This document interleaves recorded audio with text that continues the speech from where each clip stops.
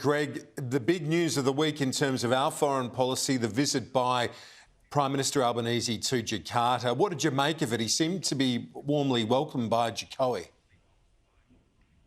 Yeah, I thought it was a very successful visit, Kieran. Jokowi is a very eccentric leader.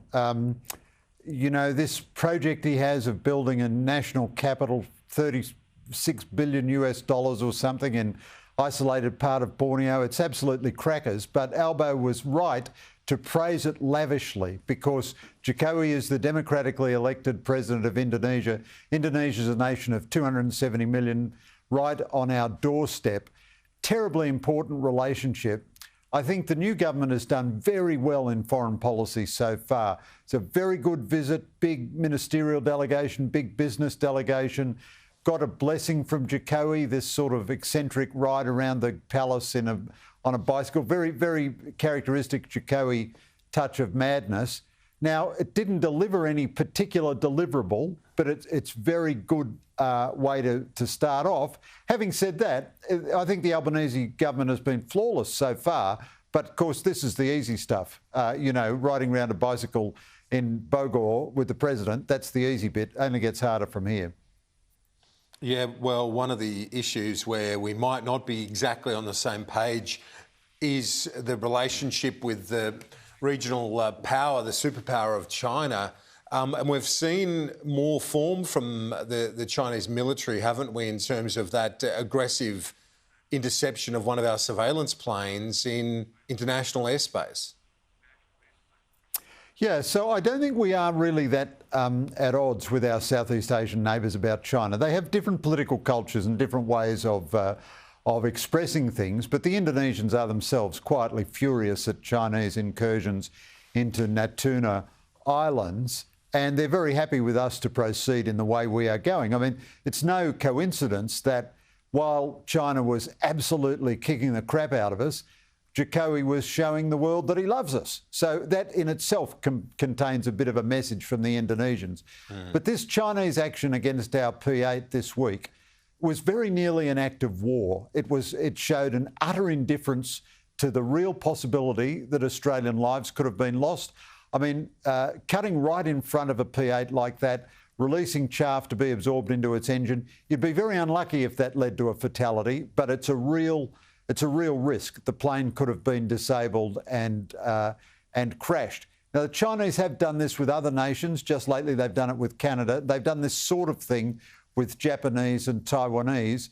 But this is a very high level of aggression. And the fact that they're expanding their military footprint all around the Indo-Pacific, trying to get bases in the Solomon Islands. Now we see they're getting a base in Cambodia. This is what the future of Chinese behaviour will be. And if they behave like this while the Americans are there, imagine if we were confronting them without the Americans. I wonder if there's any prospect of moderation, Greg. Obviously, under Xi, it's heading in one direction, but there was a school of thought under previous Chinese leaders that had that sort of consensus model. It wasn't all about one person. It might be clinging to something which is impossible, but is there any scenario under which you might see a reversion back to that traditional approach? Yeah, there certainly are. It's a fascinating question, Kieran.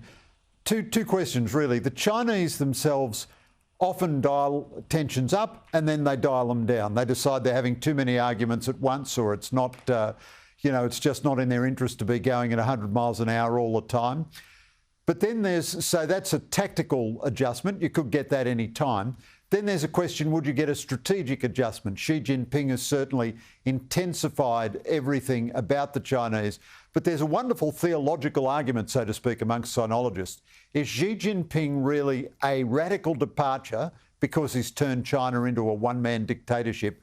Or is Xi Jinping the authentic soul and identity of the Chinese Communist Party? And indeed, if Xi was not there, would you get a younger, even more energetic leader? Now, sinologists differ on this, and, it's very hard to read Chinese politics.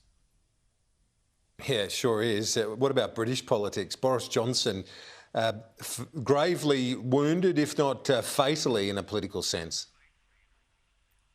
Yeah, if it was any Prime Minister other than Johnson, you'd say he's absolutely cooked and finished.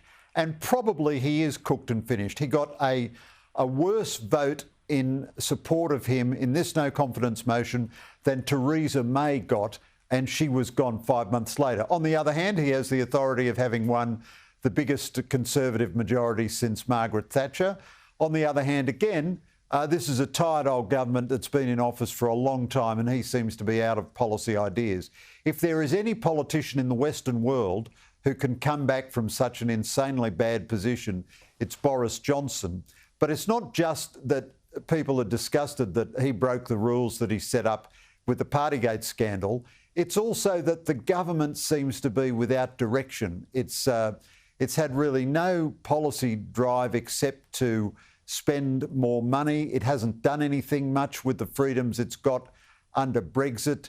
And also there's an intense internal disloyalty. I mean, nothing damaged Scott Morrison more than Conchetta Fierravanti-Wells attacking him and the release of Barnaby Joyce's texts reflecting on his character.